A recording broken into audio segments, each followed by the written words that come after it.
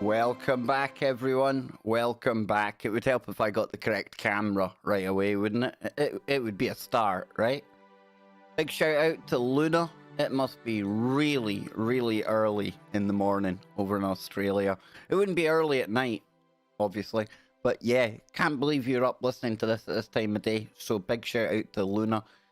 Luna, one of the shows that we done with Donnie and Jess, it's going to come up in conversation on today's stream because I'm going to be talking about be careful what you wish for. Be very careful what you wish for.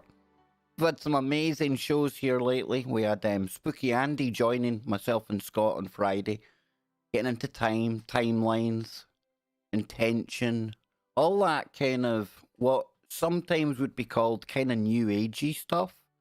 But that's just a label, folks, and I don't do labels here. That's good woo. And I think it is something very, very important to the fabric of everything, the very fabric that makes up our reality. I keep on mentioning Dr. Richard Allen Miller when he said to me, be very careful, or men have to take responsibility for what they think, should I say. That's stuck with me. And time again, I come across little things that make me go, woo. Because it seems to bear out. It really, really does. So we're going to be taking a look at that today. We're going to be talking about some of the times that people out there that I know of have wished for things and it went completely wrong. So be very careful what you wish for, especially in 2020. The way things are working this year, it doesn't take long for thought forms to manifest in our reality. And the more people you have focusing energy and intent into that thought, that idea, the more likely it's going to come to fruition. And this year, it's going to happen quick. So we're going to get into a bit of this, and then we're going to head on over and we're going to speak to my good friend, Ben Emlyn Jones. He's going to be on the main Kev Baker show today. So I'm really looking forward to that. We're getting into the state of ufology. I thought it would be a good time to talk about that since we've had the latest download from the Blue Chicken Liaison Society, better known as the Blue Chicken Cult. So we'll take a look at what's actually going on in ufology to rival that absolute mind mince that comes from Good Wilcock and the rest of them. So with that out of the way, let me head on over to the chat room to give you great people a shout out, because without you, I'd just be one guy sitting here in the corner of my room talking to myself. And sometimes it does feel like that. Granted, the life of a streamer, not all it's cracked up to be, folks. But I tell you what, I love spending time in here. Don't agree with everything that's said in the chat room. And the chat room doesn't agree with nearly anything that I say. But together, I think we make the perfect example of how people... Whoa, now that was loud. That was loud. So that will mean that my Bluetooth on my phone is connected to my main speaker in the house. That could be a problem. Let's just turn that off before that scares me again. Holy bagoli. I don't know if you heard that because the gate might have caught it. But yeah, that was loud. Very loud. So, chat room time it is. We've got Luna in there. We've got John, one Polly. 5:40 a.m. over in Australia. Dang, that's not early in the morning. That's like the middle of the night, Luna. It really is. There's only a couple of things you should be getting up to do at 5:40 in the morning. Milk cows. Maybe go to the toilet. And one other thing that I definitely shouldn't be mentioning on this stream. So let's get back to the chat room. We've got Bearded Traveller in there. Graham, my good friend. I will... Despite what I've just said in my opening intro, Graham, I am wishing you all the success in the second half of this year into next year. My actor friend out there, you're going to do it, man. I'm telling you, I see it. I can see you playing Bond. It might be a cheap, crappy version of Bond, but I still see you. I can do it. I can manifest it, man. If we all concentrate on Graham getting a big part, can it work? But wait. Because if we do all do that, sure, we might get Graham's big break. But what will be the consequences?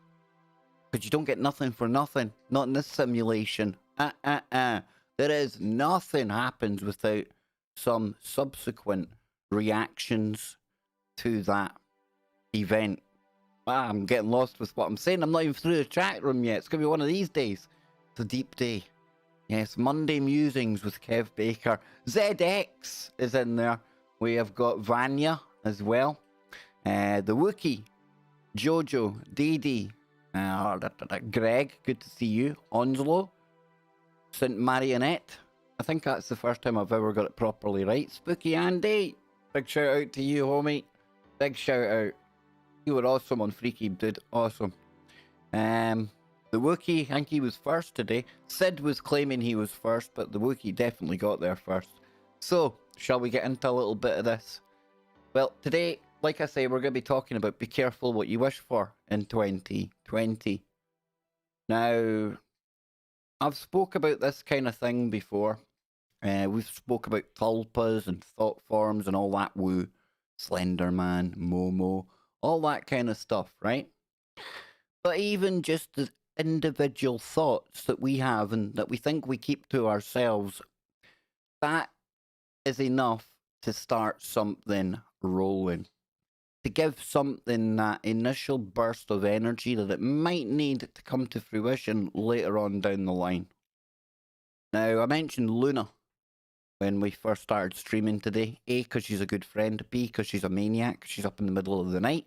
And C, because I had a conversation with her and Jess, and in particular, Donnie. A big yammer to Donnie down under. But we were talking about intent and this very topic. Be careful what you wish for in one of our down under special broadcasts. And at the start of this year, we had Max Egan on the show. I had Jess and Dan Niggy. That's Mammoth Hunter and her husband Dan. They were on the show. And one of the major topics that we were covering start of the year before everything else started to kick off and go nuts was the Australian fires. So when I was talking with Luna and Donnie and Jess, Luna and Donnie started laughing. And they obviously knew something I didn't know. And we were roughly talking along these lines, careful what you wish for. And it was Donnie had basically wished or done what the Aboriginal people do to bring on rain. Now that's cool. That's fine. Because, wow, voila, it started raining, right? But then he told us about how you have to be very careful because you've got no control of what you've manifested. You don't know quite how whatever you wish for is going to come true. And in that instance, we ended up with Donnie telling us he got absolutely drenched, even you're flooded out, and we had a good laugh about it. Another one of our viewers, I won't name them because I don't know if they want to be named or not, but when they moved somewhere new, they bought a new property, right? Lovely place by the sound of it, only a couple of trees, spoiling the view, pesky bloody trees, and I can appreciate that. As a little sun worshipper, like I am, I don't mean I literally worship the sun, I mean I go out the back and sunbathe. At 5 p.m. on the dot, there's two pesky, nasty big trees out there that block my sun. And I, despite everything I'm talking about today, I've often wished, I wish the wind would take them. One of these crazy, not so hurricane type storms that we have over here. If only it would break those two trees.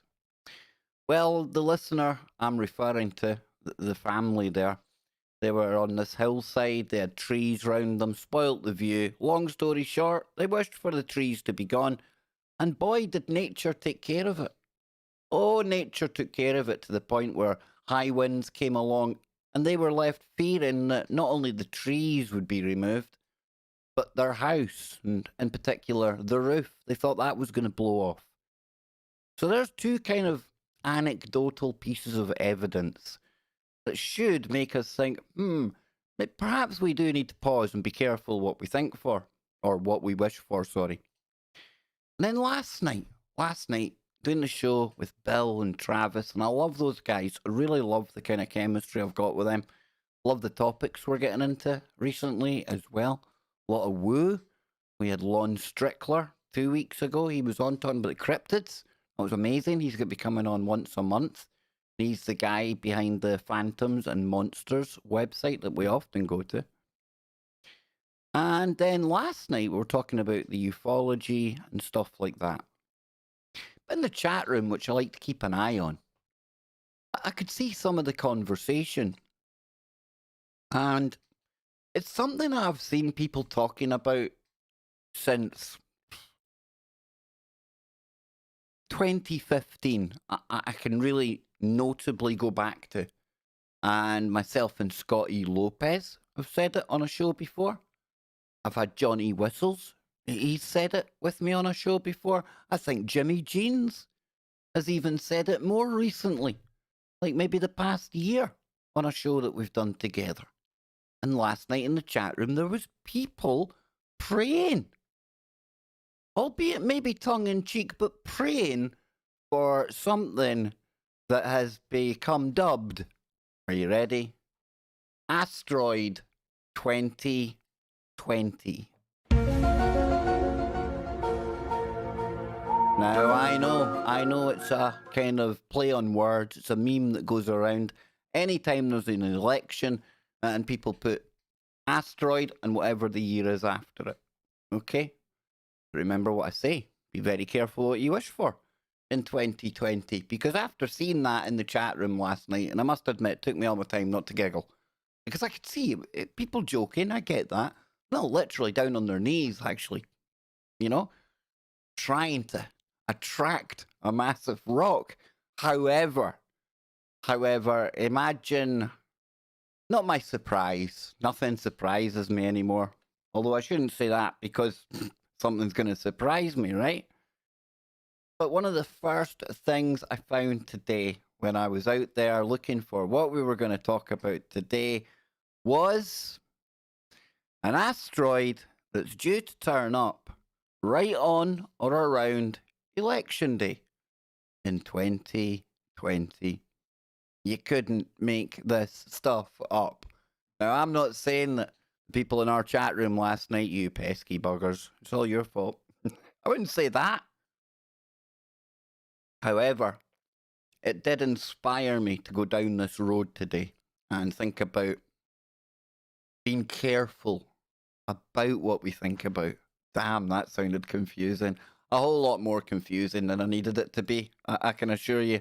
But if we come over here, our good friends at NASA Asteroid Watch, our good friends. I'm only saying that to trigger people. Asteroid 2018 Victor Papa 1 is very small, approximately 6.5 feet, and poses no threat to Earth.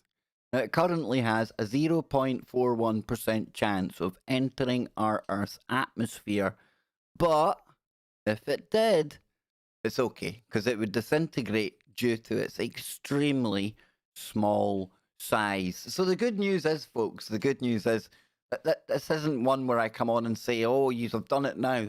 You know, we're all doomed because of what you've been thinking. But it got me thinking about this. Because I'm sure if you've seen it over on Twitter or on Facebook, and I often say those two only because they're the only two that I semi-use. But you're bound to have seen it. Asteroid 2020, Asteroid 2016, Asteroid 2012, whatever. People put that out there and they like it and they share it. And I thought it was a good way that we could take a look at this because there's more woo attached to this than just be careful what you wish for. And people in our chat last night, it kind of leads us down a little rabbit hole, or in this case, perhaps with space being the topic, it leads us down a little wormhole. Yes. So if we come over here, right, this is where it all started. Mysterious universe. No, surely not. Day before election, near-Earth asteroid has a chance for collision. Now, I'm not going to read all of this article, so I don't intend on keeping you too long today. We'll get in here, we'll get this done, we'll take a look at a few of these stories that all string into one another. Makes for some good woo, some good thinking material. I'm not telling you anything's going to happen. I'm pretty sure the asteroid that we're looking at here that's around the election will be pretty much the same as anything else. I don't think it's something that they're not telling us. I don't think they're hiding anything. I just think it's good to explore this idea of be careful what you think for, or what you wish for. And I'll get it right one of these times. I promise, right? And when we finish up looking at these headlines and I say my spiel and I'm done talking, I'll come into the chat room because I want to find if there's any instances where people out there have had this kind of thing where be careful what you wish for. Because it's a habit of coming true, but it is also doubly true that it's going to give you a swift kick up the ass, right? So it says here, get your white flag and start waving it at the nearest calendar, especially if you live in the US. NASA is warning that a near-Earth asteroid will make a near-Earth pass on November the 2nd, one day before the country's election. Or is it a selection? I would go with the latter of the two, but hey, I don't do politics. Is this the universe letting us know we're not as important as we think we are? So it goes over the tweet there, and it says the tweet by NASA was made after the mainstream space watching and conspiracy media came out with blaring headlines warning that asteroid 2018 VP1 will be very close to Earth with a non-zero chance of impact. On November the 2nd, the day before the election that is dominating the news and the attention of most Americans.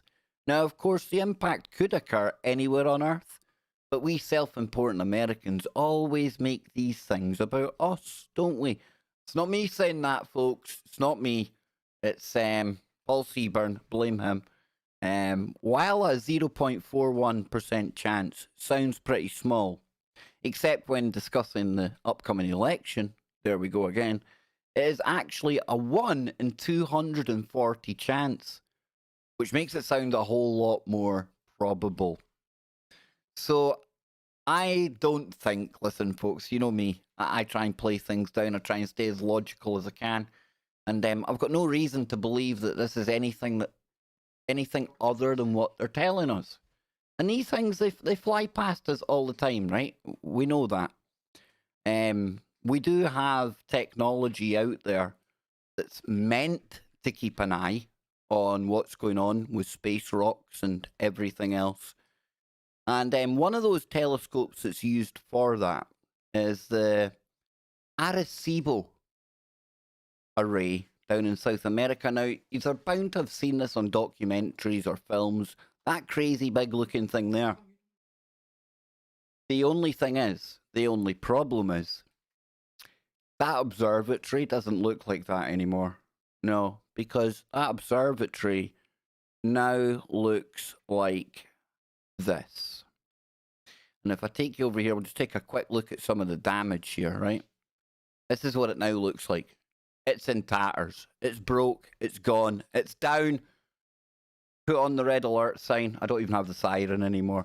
But let me just take you over the story real quickly, because this is part of our, can I call it an Earth defense shield? It's also the array that we use to listen for alien communications and to send out our own communications to aliens as well.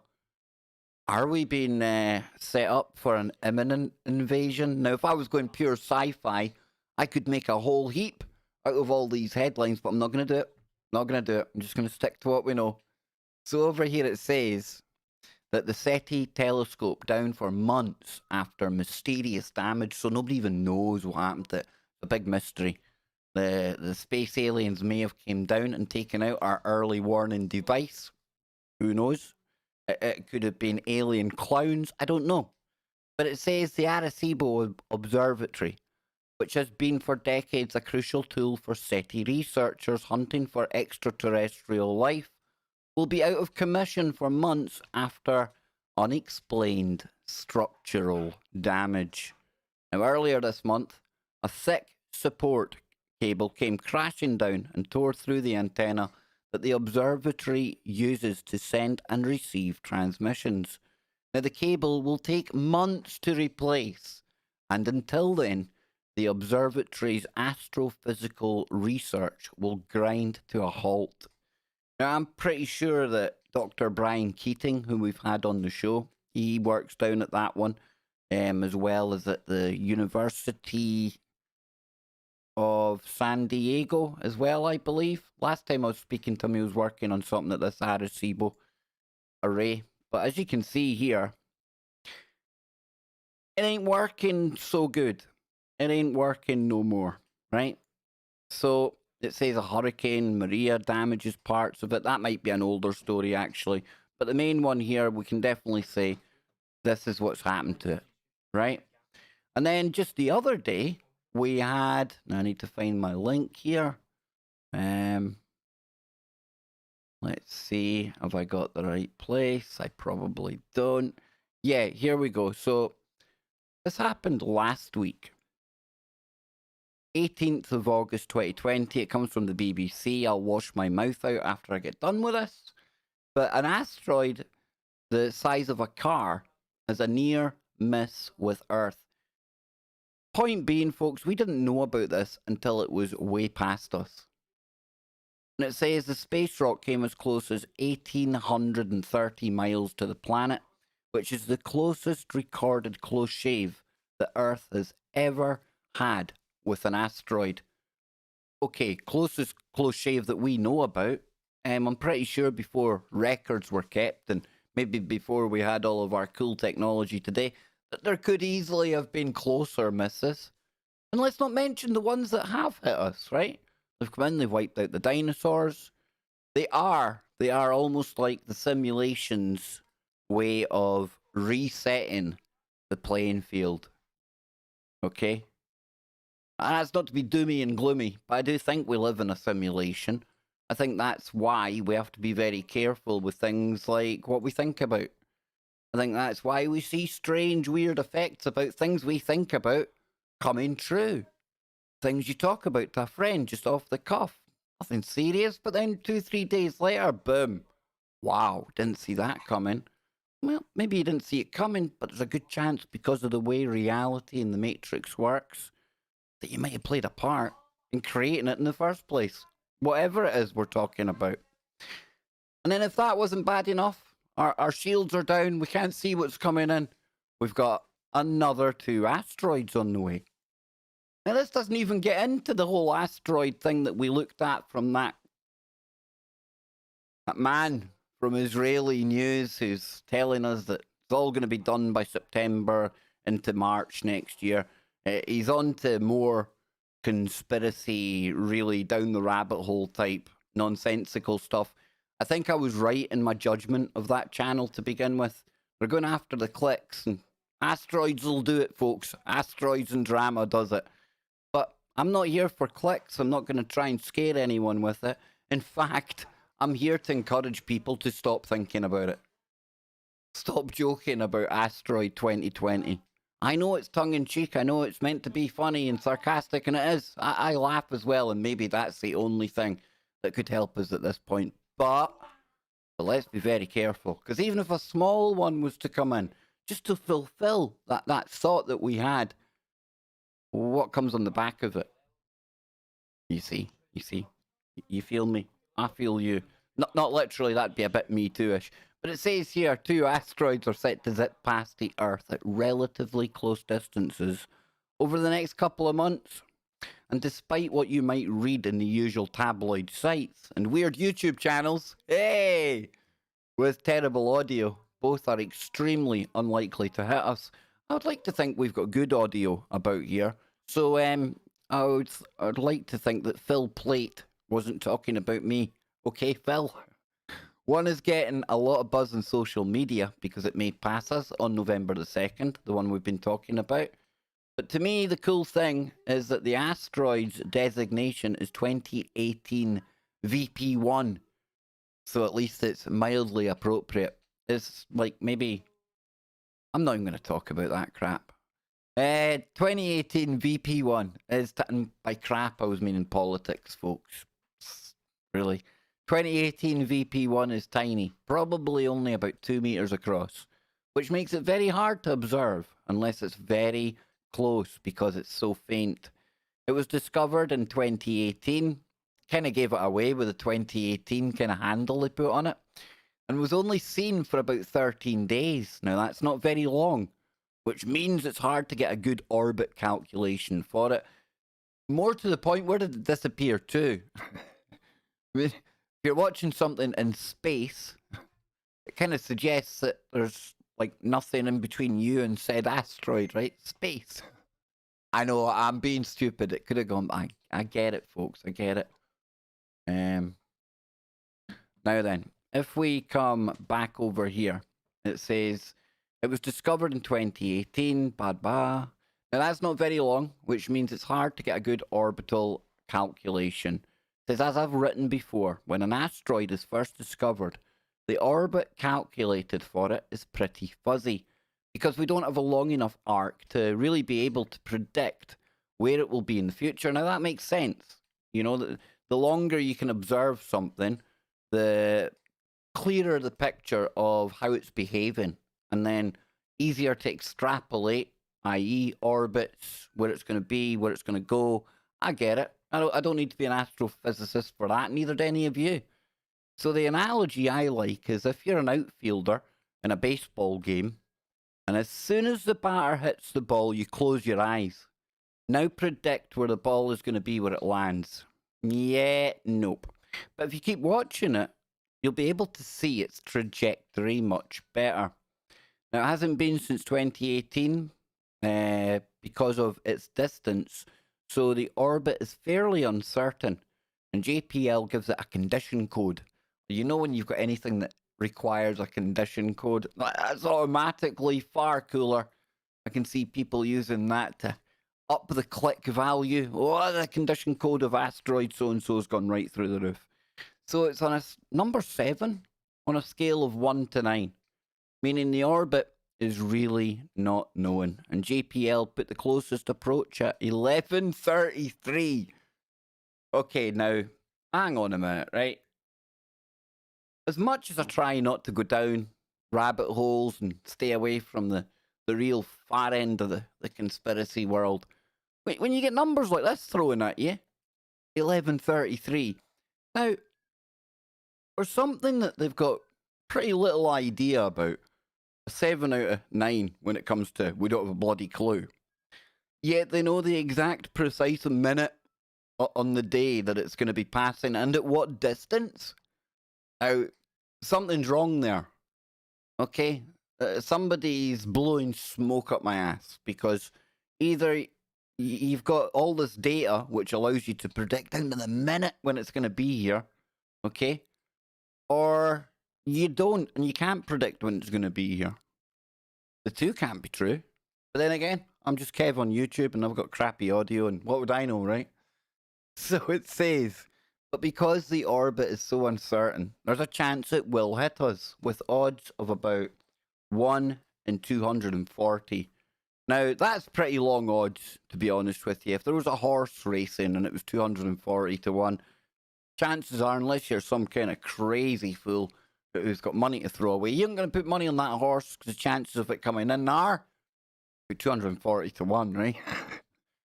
But I'm the kind of unlucky sod where if there's 1 in 240 chance that I'll catch something or I'll do something, you know I'm going to fall into that one. I am going to be that one. So it says also, because of the way that geometry works, in general, as the orbit calculations tighten up with more observations, the impact risk tends to drop.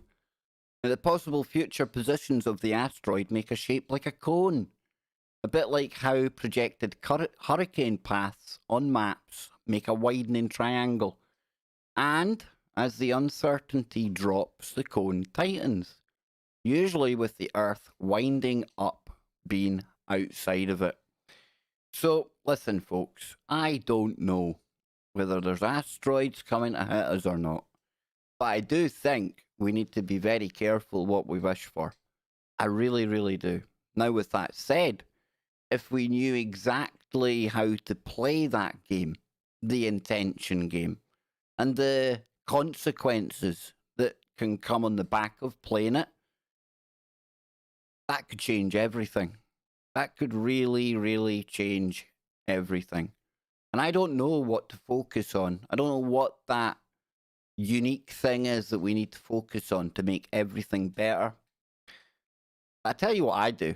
I try as much as I can, and it's hard some days, but I try as much as I can to find the positive, to find the fun, to find the comedy, and to find something uplifting about everything and anything. No matter how dark it gets, all the way to the fun stuff that makes you laugh normally anyway. And just trying to stay positive ain't going to change the world, okay? Let's not be ridiculous. And I ain't even going to tell you, because I don't know. I can't tell you it's going to change the world around you. But I think it does.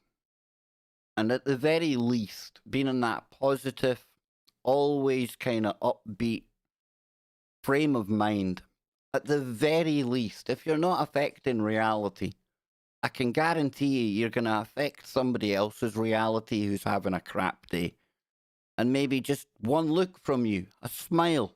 You might see somebody out there just smiling at them. That might be enough for you to literally change somebody's world. And how? Well, because you yourself are looking at things a little bit more positively. I think in a weird way, and it's just a thought, I can never prove it. I think that's why there's so much time and attention and focus put on the negative out there.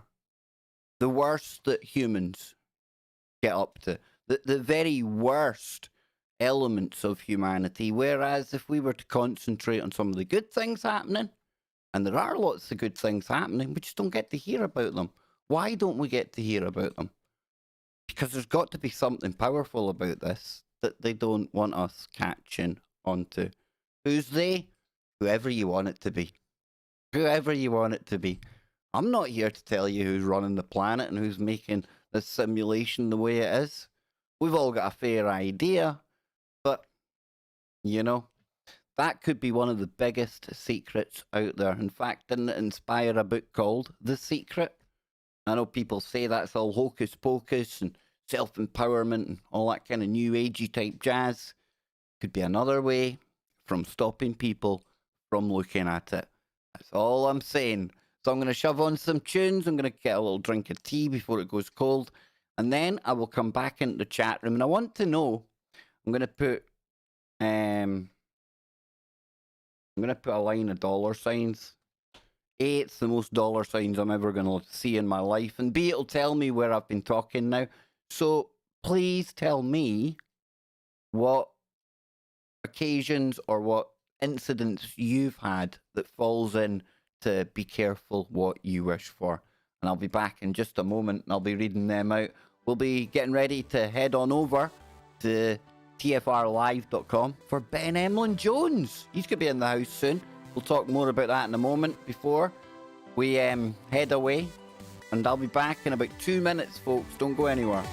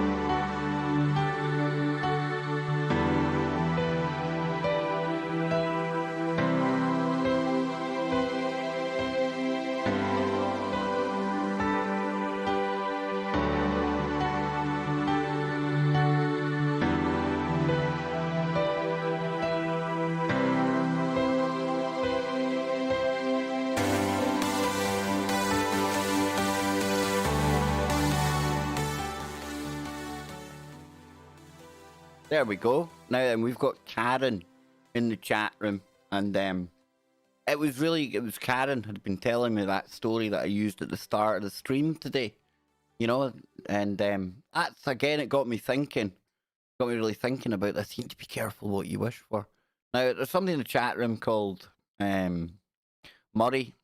Murray, I'd never claimed, if you want to take the time to rewind, I never said we were going to change the world, but we can change other people's worlds around them. And I don't care if I've not got enough people on my channel. I don't care, because I care about the people that are here. And if they can change the world around about them, nobody can change the world, dude. And you can watch as much predictive programming and try and decode as many movies as the channels you suggested. But if you go looking for things strongly enough, like predictive programming, you're always going to find it. Doesn't mean it's predictive programming, though. We've spoke about this on the show heaps of times. I think some predictive programming is misinterpreted by us with the absolute clear vision of hindsight. We think, oh, look, like the Dean Koontz book. Oh, look, that book there. Look, they were hiding it. They were telling us what was going to happen. Well, that was one of many, many, many books that have got very similar scenarios to what's going on in the world right now. And does that mean that Koontz was used to put that out there, to seed that idea back with that book? I don't think so. I actually don't. I actually think people pick up on things from the simulation, where the information is, however it works. I don't know how it works, dude. I really don't. But, you know, I just think you need to turn that kind of negativity into positivity. And even just around you and your own, like, just your own mind, your own kind of thought space. I bet you things start to look more positive right away. I remember looking at all that stuff so far down the rabbit hole that everything that came from authority, it must be true, it must be false, it must be fake, it must be a lie. Everything I see in a movie, it must have been put in there by the whoever it is that puts things in there. Everything that's out there in book, you get the idea. I've been there, and I look at the way my psychological kind of well-being was then, and I compare it to now, and I feel better now. I feel better now because I appreciate that, yeah, there is some of that stuff there, but not all of it. Not all of it. And if you go around thinking everything's like that, you do start to have a negative effect on yourself, man. You really, really do. That's all I can say, dude. And it's not a go, Murray. It's not a go at all, but I just think it says I'm pragmatist or centrist, whatever you want to call it. The fact is, even if it's true that people create their reality to an extent, are still outnumbered by the folk glued to a network TV, and that's absolutely true. Absolutely true.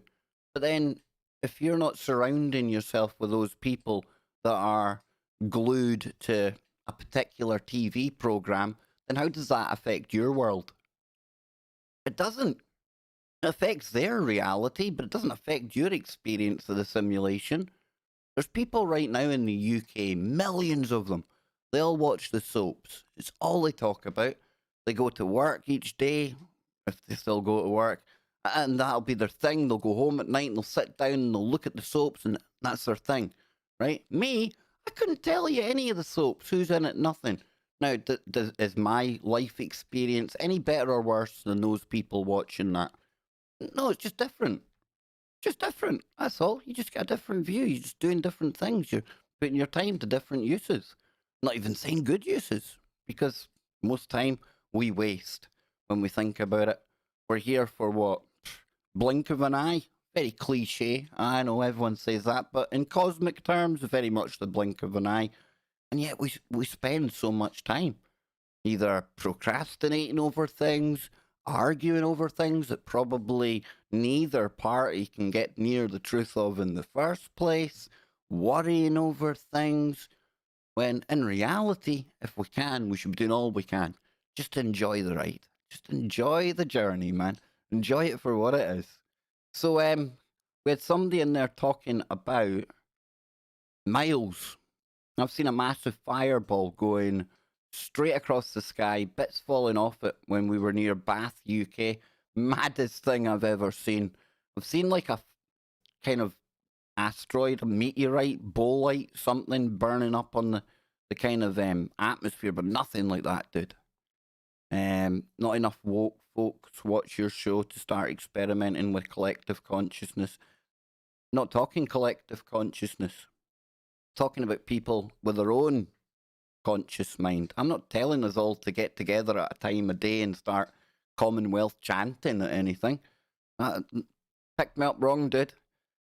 Polly, placebo effect is very powerful and sort of ties in with intent. Also may have influenced Mandela's.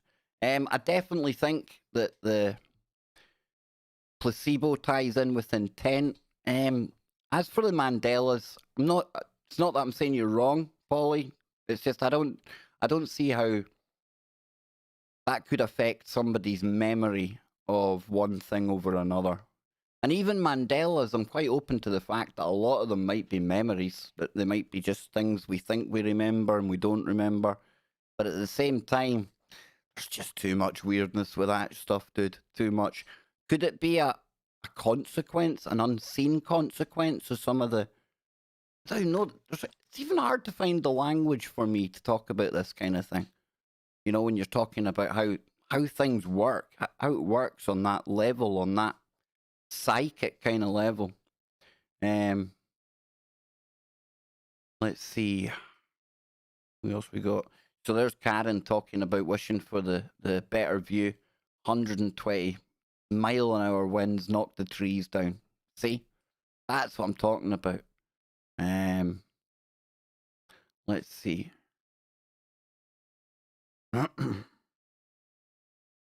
Vanya. Whilst we were waiting to go down into the cave, my daughter dropped her dowser on the stones and it smashed.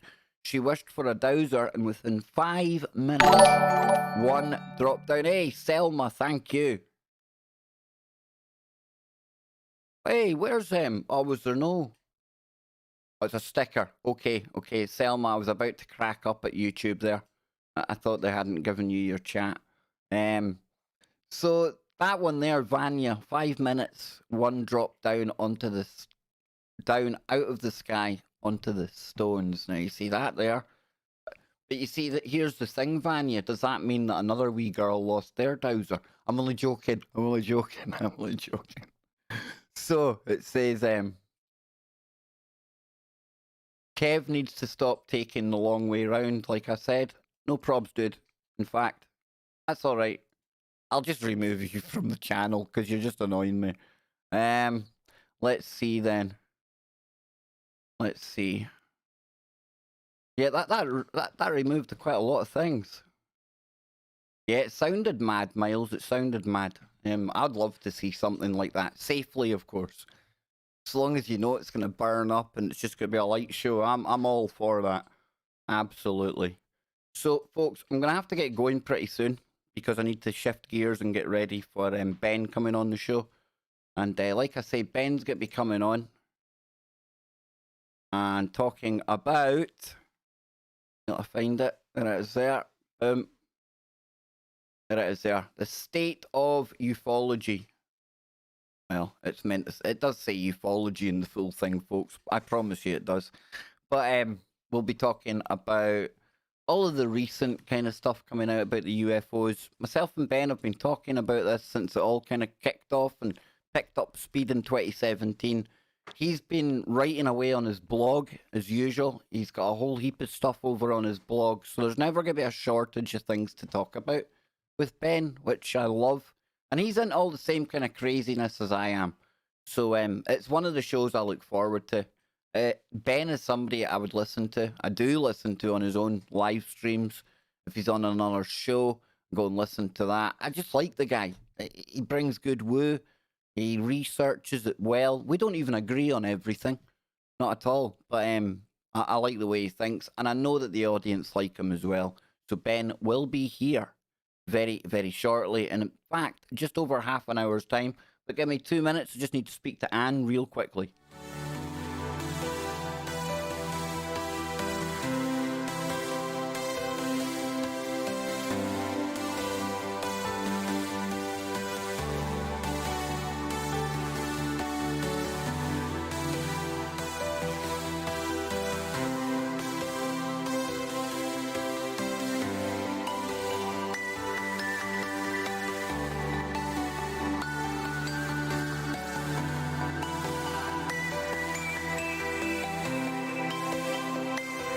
Sorry about that, folks. Sorry. When I stream, it's Anne's time for coming in from work. I know it's horrendous. I have to keep going and coming back, but it keeps you on your toes, right? It keeps you on your... Anne says it's tough. You just need to put up with it.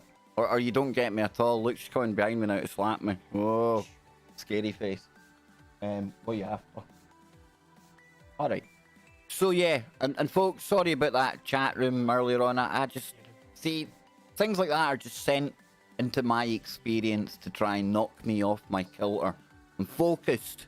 So I am. Straight ahead, and then you get somebody coming in try to sideswipe you. So you're best just getting rid of it. Really. In reality. So, Vanya says that she has met Ben. Ben's one of the few people that I've met in the real world from Facebook as well. And boy, oh boy, am I glad I did. Great big guy. In fact, he's an even nicer, gentle giant in person than what he comes across when we do the show. He's just awesome. ZX is laughing in there. No wonder you're laughing, ZX. No wonder you are laughing. It's not all it's cracked up to be at this end of the streaming pyramid. We're not all like Dr. Disrespect out there, you know. Watching him before I came live today. 70,000 people. 70,000 people. If I had 700 people watching a stream, I would be absolutely... Yes, I would. Yep. I really love how I've got a... Yep, that button. It saves me. We'd have been gone a long time ago if I hadn't been for that button. There you go. So, listen, folks, I hope you can join me over on the Kev Baker Show today. Ben's going to be on fire. He's got lots to bring to the table. Remember, you can head on over to our Discord server as well. And thank you very much, Ron. Thank you. Really appreciate that. Yeah, what was I saying there?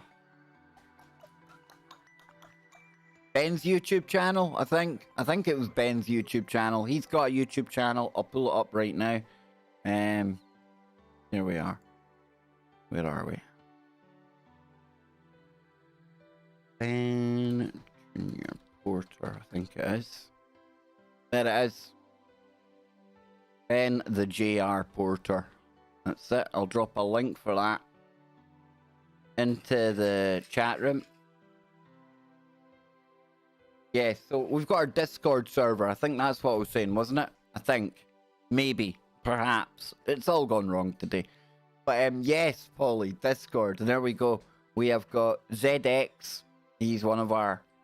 In fact, if it wasn't for ZX and a couple of other people, there would be no Discord.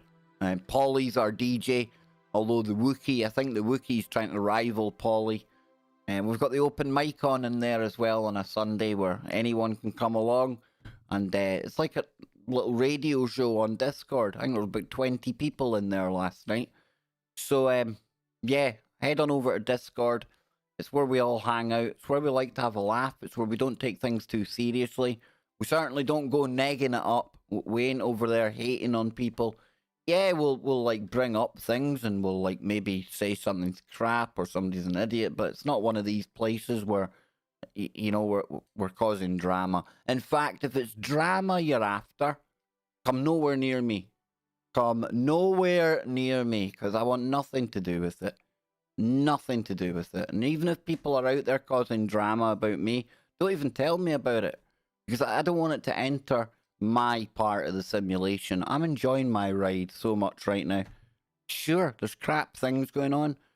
Sure, never get any money like everyone else out there. Sure, there's heaps of things that we could be worrying about. But, enjoy it, folks. As Bill Hicks says, it's just a ride. And it truly is. It truly, truly is. And once you see the game for what it is and some of the ways that it works, I think that's why we're all here. We all come here looking for the answers to the big questions. We all come here and we formulate even bigger questions than when we turned up with. But I think at the heart of it, at its essence, we're not asking for truth. I think we're looking for how the world works, how reality works, and where we are placed in that, and what our role is, and how we can use it, how it uses us. All these kind of things. Yeah, we were brought here by conspiracy and seeking truth, but I think deeper down there's something else going on. I think we're starting to see through the matrix. I think we're starting to get an idea, just an idea, about how things maybe work. Never get too kind of confident in thinking you know how things work, because that's a bit like being careful what you think for or what you wish for. I keep saying think of, wish for, whatever way you want to put it. Because once you start to think, haha, I've sussed this out now, no. Universal karma will come and it will wreck it. It will wrecking ball you for you having the audacity to think that you knew how it worked. So I'm talking mints now. It's that time of day. It's time to let you get back about your business for at least 28 minutes, and then I expect you. No, I demand. Dagnamit, I demand your attention. No, I don't. You can come and join me over on the Kev Baker Show. Take it or leave it, folks, because like it says here right above the camera, I provide, you decide. And what happens after that? It's all gravy. So remember to hit like, hit share, subscribe to the channel if you're new. Don't be hitting me with your negativity. I don't do negative on here. So until next time, 28 minutes, 27 minutes, and counting. Keep your mind open. Keep looking for the woo, but not to the point where your brain turns to black goo.